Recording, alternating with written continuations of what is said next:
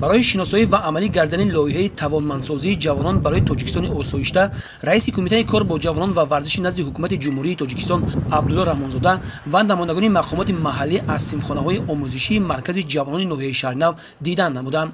نخست در صحن مرکز آنها با دستاوردهای ورزشگران و کار عملی ولنتیوران جهت جمع‌آوری گیاه و رستنی‌های شفابخش شناسایی پیدا کرده با غالیبان مسابقه‌های ورزشی سطح بین‌المللی، جمهوریوی و منطقوی صحبت صمیمانه دایر نمودند.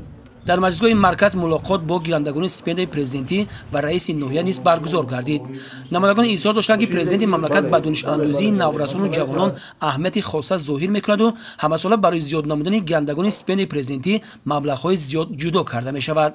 مینت‌داری خود را اولین درجه به پیشوای ملت می‌رسانم که نسبت ما چنین غمخوری‌ها و شرایط‌های مساعد را برای ما فراهم آوردند تا که ما خوب و اعلی تحصیل نماییم.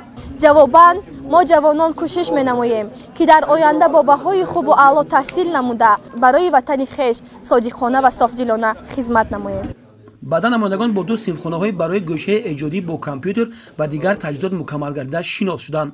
طوری که اطلاع داده شد اینجا جوانان در گروه‌های علاوه مشغولیت گذرانده ملکه برنامه‌سازی را از خود می‌کنند.